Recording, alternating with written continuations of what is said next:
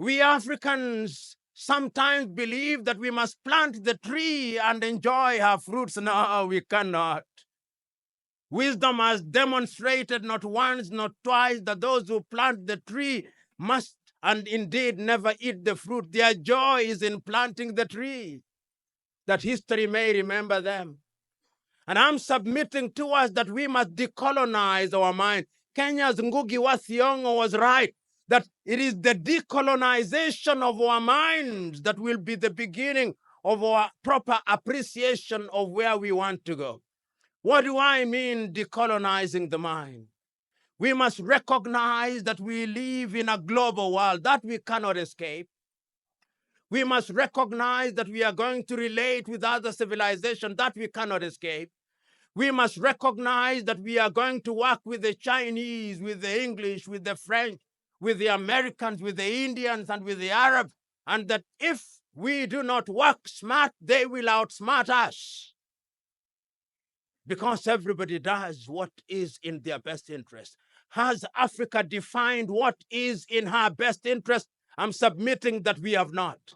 If we have defined it very narrowly as Tanzanians. But what is Tanzania in the scheme of things? What is the economic power of Tanzania in the scheme of things? At the very best, the GDP of Tanzania last year must be below 50 billion United States dollars. I am quite certain that one of the big boxers in the United States of America can earn that in a year. What is the economy of Kenya in the scheme of things at $60 billion, or Burundi or Togo? Perhaps the advertisement budget of Coca-Cola is bigger than the budget of all East African countries combined.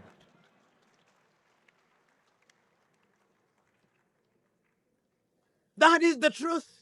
Because I'm submitting to you that the Indian economy alone is bigger than all the economies of African countries combined.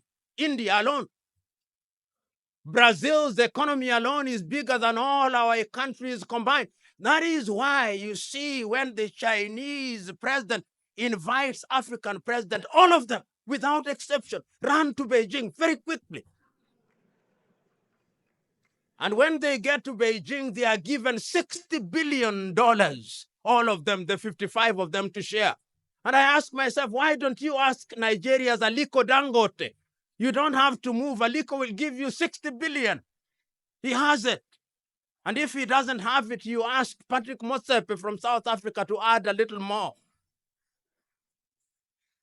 And if you didn't ask him, and may his soul rest in peace before he passed on, you asked Reginald Mengi here to add a little more. He could. And if it is not much, there is no shortage of Africans who can give you that money, because there is no free lunch. Because nobody does anything in this cutthroat world where throats are actually cut without having an interest.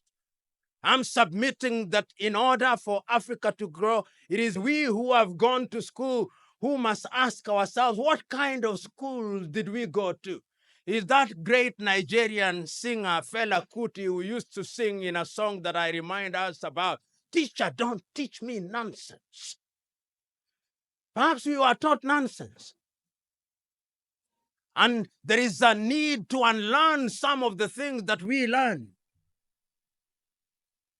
We have to inspect ourselves, because we who have gone to some kind of formal education in different parts of the world, in our unguarded moments, when you are colonized by the French and you are bragging about your child, you'll hear say, "My child has been admitted at the Sorbonne," if you are from Senegal.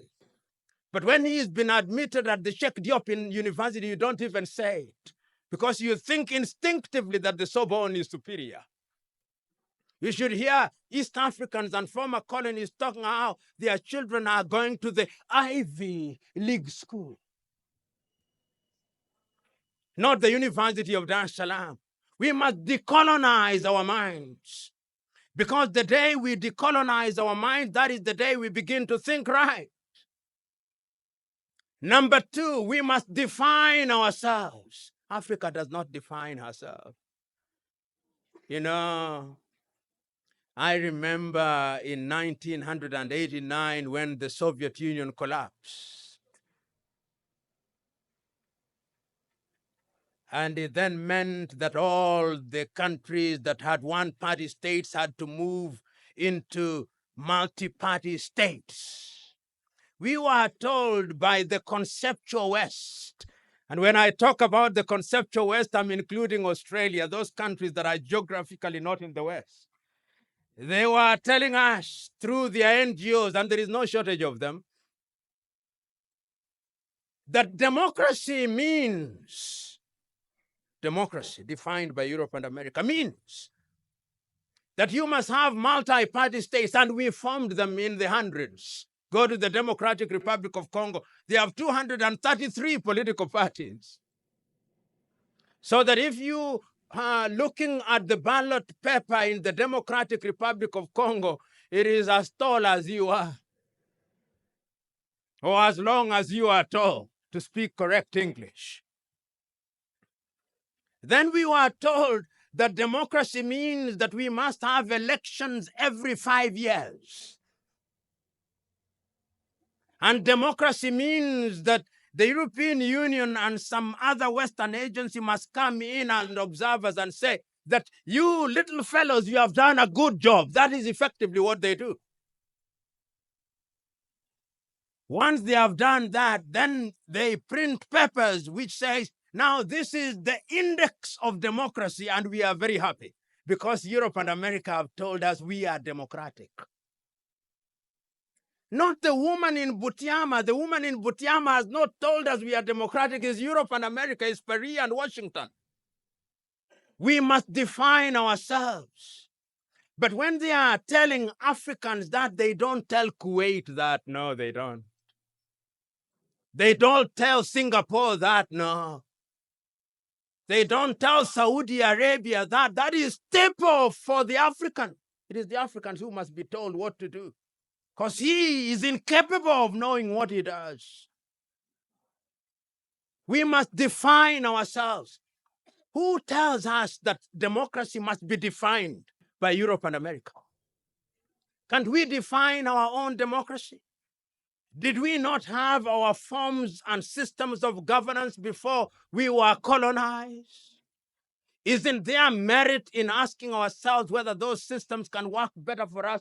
Because experience has now shown that after every other election in Africa, almost the rule is we fight. Perhaps if we redefine ourselves, we'll begin to appreciate what it is that we must do going forward in order to unite. And in the Pan-African spirit, we will be able to recognize that our unity is our salvation.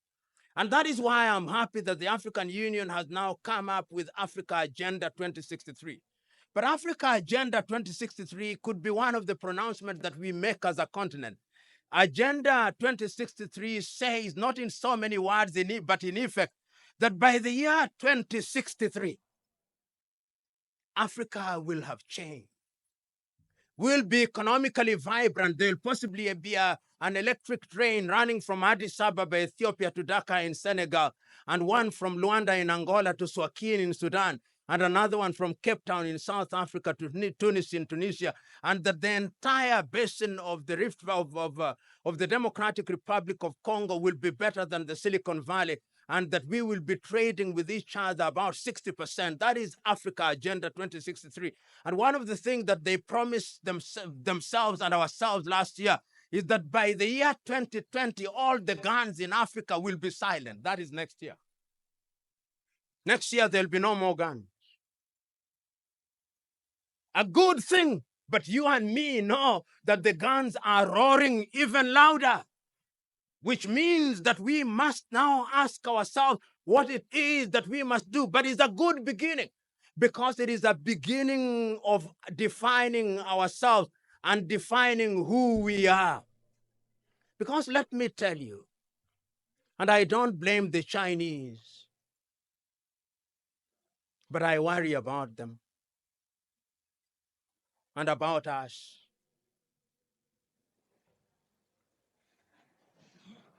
Today, in any African country, notwithstanding that over the years, our universities have produced professionals. The Chinese are the ones building our stadia. I do not know whether the stadium here in Dar es Salaam was built by Tanzanians. You will tell me. I need to be educated.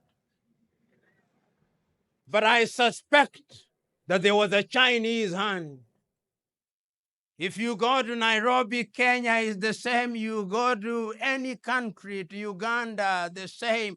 And the Chinese are now, in a very subtle way, in every other African university, they are bringing something called the Confucius Institute.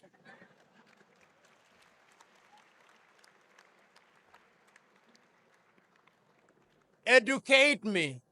At the University of Nairobi, there is one. In Makerere, there is one. In Zambia, there is one. My brethren Tanzanians, tell me, do you have one here?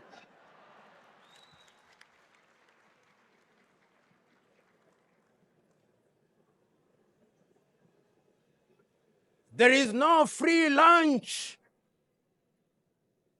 The Chinese have recognized that the mind is the standard of the man. And therefore, the way to capture our minds is to have institutes in our highest institutions of learning. Once you capture the minds of their very best, then you've captured them. In 100 years' time, we'll be wondering how they did it. This is how they did it. This is how they did, and I don't blame them one iota. If we were organized as Africans, we would be having the African institutes in each universities where we would teach comparative culture. Today, a number of countries are adopting Mandarin as the language of choice. We are surrendering to the dominant Chinese culture. And we are wondering how we will be a Pan-African. We are losing the war. We are losing it. The Chinese know what they want, and they must be celebrated and praised for it. Because any civilization that knows what they want will always reach their destination. Do we know what we want? We don't. We must, in the nature of things, restructure our universities. Time has come that we must ask ourselves, what are we teaching at our universities? What are we teaching? If it is in engineering, you go to many engineering schools in Africa and look at the equipment that is being used. Perhaps in some universities, the equipment should be in the museum alongside the spinning wheel. At a time when people are talking about nanotechnology and 5G, you go to typical African university, we're still using blackboard and chalk. And others are teaching differently, yet we think we are going to compete. We are not going to compete. Right now, people are talking about 5G. But what are we Africans doing? We are watching and observing and celebrating as if we are watching a football match between the United States of America and China, asking which one will win? Because the winner is the one that will conquer us again. It's painful, but true. We are not there. We are not in the arena. As the saying goes, you can't win the lottery if you don't buy the ticket. And we have not bought the ticket. No amount of prayer and fasting is going to help us. We can pray and fast all we want, but God is not a magician. God tells you, go ye and subdue the world. We are not subduing the world. The world is subduing us. So what are we teaching? We must begin to think differently for the Pan-African project to succeed. We must begin to act as one unit. Recently in Mozambique, Mother Nature devastated the city of Beira. 90% of it was destroyed. The city of Beira, 90% gone. I waited for Africans to say that we are going to donate 1% of our budget. It is only Namibia and South Africa, and to a certain extent Kenya and a few other countries that went there. But the following week, there was a church in Notre Dame in Paris that burned, and within 1 week, they had raised 1 billion. In fact, more, I think, approaching 1 trillion, including a donation from a traditional chief in Cote d'Ivoire, who was very devastated that one of his brothers or somebody related to him had been baptized at the church in Notre Dame. If you now go to Beira, it is not African engineers who are involved in restoring or African professionals. You will discover that some Portuguese firm, possibly, and some Chinese firm are the ones who are involved. Africa is now in the business of discovering natural gas and oil. Who is exploiting that oil? If it is not tallow, it is Elf. If it is not Elf, it is ExxonMobil. If it is not ExxonMobil, it is Total. Africa, Ali Mazrui was right, produces what it does not consume and consumes what it does not produce. We know, but we must remind ourselves, because sometimes we sit pretty and think that everything is fine. Everything is not fine. You are here. Allow me to be morbid. In 100 years' time, all of you will be upstairs. All of you. Without exception. All of you. But I want you to imagine for one moment how Africa will be. You know, some times ago, the Chinese, and I'm on the Chinese because I'm seeing them. I never saw the white man coming. I was too young or unborn. But this one I can see. The Chinese had a policy of only one child. Then suddenly they said, we are now allowing couples to have a second child. That second child is going to be here. That second child is the child that is going to conquer us if we are not organized. I do not know, but when I travel across the continent of Africa, I see Chinese very quiet, and African middle class is happiest when they go to a Chinese restaurant on Saturday. We are going for Chinese dinner. It is a statement of how sophisticated we are.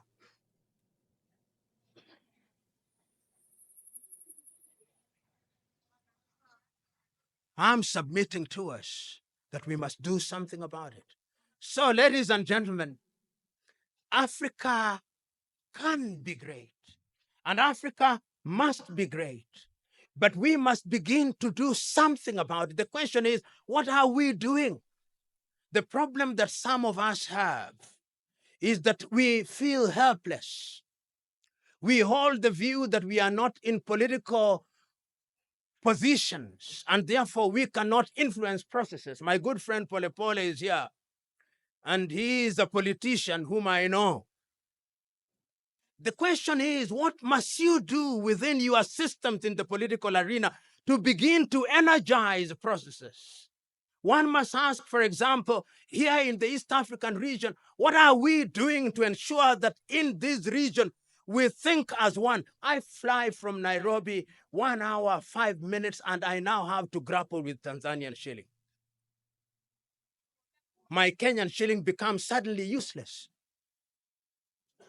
I leave Tanzania, I go to Burundi, I grapple with the Burundian franc. I leave Burundi, I grapple with the with the Rwandese franc. I go to Uganda, I'm grappling with the Ugandan shilling. I move upstairs, I'm dealing with the pound. I move to Angola, I'm dealing with the kwanza. 55 almost 50 currencies, which are effectively useless because even the leaders don't believe in them. When the Sudanese head of state is arrested and they search his house, you don't find the Sudanese pound. You find the American dollar and you find the euro. We also don't have faith in our own currencies, and our currencies are going to remain weak as long as we are not united. So in the East African region, what can we do? I travel and I get to Julius Kambarage International Airport, and I'm told very politely, as is the culture in Tanzania, jaza fomu ya kuingia. And I obey. But should I? After flying for 1 hour, 5 minutes, an American will fly from Boston in Massachusetts to Oakland in California. 6 hours later, no forms filled, no yellow fever certificate, no passport, no new telephone number. The country works. Here, I'm now in 255, having migrated from 254. I'm dealing with Tigo, and even Tigo is not Tanzania. I'm dealing with Airtel. Even Airtel is not Tanzania. I'm dealing with Vodafone. We own nothing. Pole pole.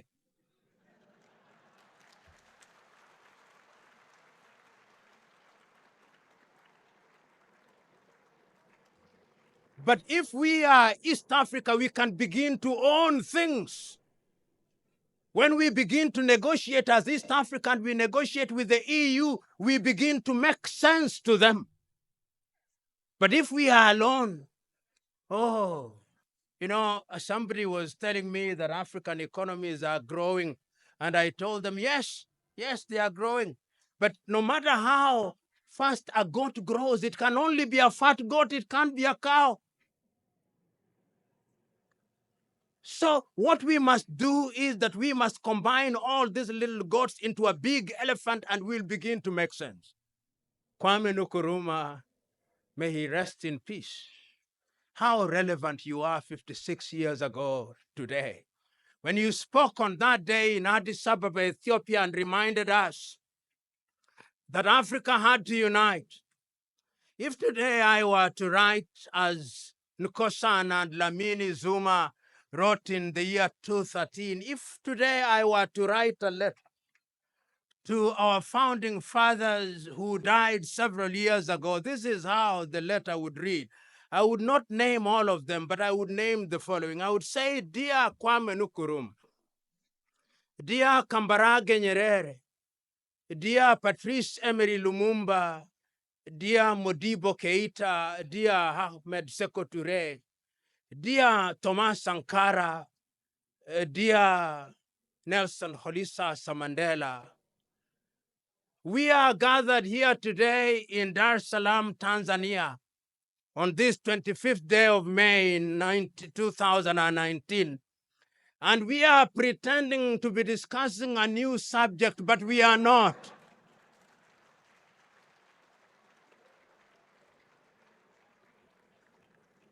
In fact, my dear fathers, we are discussing something that you discussed 56 years ago. And we are now recognizing that you warned us that if we did not unite, we will be conquered again. I am sadly reporting to you that we are being conquered again. We are being conquered again in the manner that you feared, and I'm now telling you that this time round our conquest is a little more subtle. I am telling you, Osagyefo, that now, although in 1961 you had created the University of Ghana at Legon, and you had also created the University of Science and Technology, in many African universities we are now accommodating Confucius Institutes.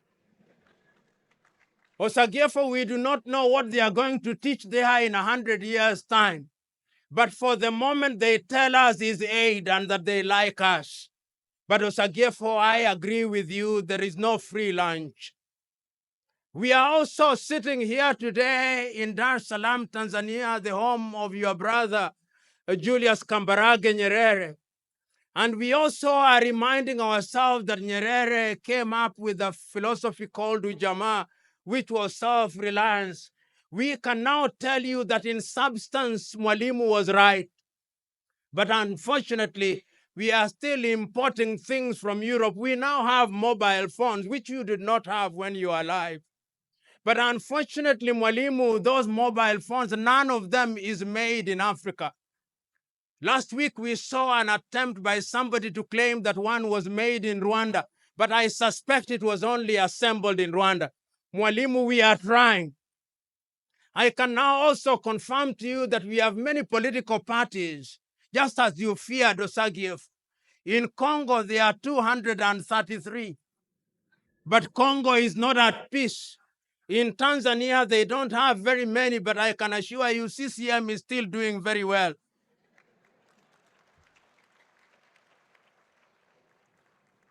But Tanzania is the exception rather than the rule. After every election, Mwalimu, we fight. In Kenya, we did. Then we shake hands. Then we fight. Then we shake them again.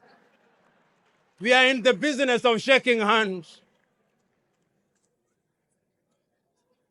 In Central Africa, we are fighting. Our young men and women are drowning in the Mediterranean Sea. We now know you are right. And therefore, going forward, we are today taking a solemn vow that each one of us will use the resources at our disposal, and that we are going as a product of this conference to send a paper which will emanate out of Julius Kambarage Festival, which paper will be sent to the African Union. And that paper will tell the African Union that there is a sense of urgency. And it will not stop there. That paper will also be sent to all the 55 African heads of state, reminding them that there is need for Africa to trade with ourselves, that there is need for Africans to travel on one visa, that there is need for Africans to have one currency, that there is need for Africans to define ourselves. And Osagefo, I remind you, I remember during your lifetime, you hosted both Malcolm X and Martin Luther King Jr. And I am reminded that at one time he was asking his people in the United States of America how long it would take to unite Africa. We are now telling you that it's not too long.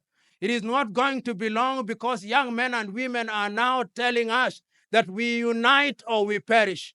Osagiefo, Mwalimu, Seko, I would have written a longer letter, but I can now see that my audience wants to go for lunch. Permit me, therefore, to stop here in the knowledge that Pan-Africanism is alive and well, and Africa will realize our potential even if it takes 100 years. God bless you.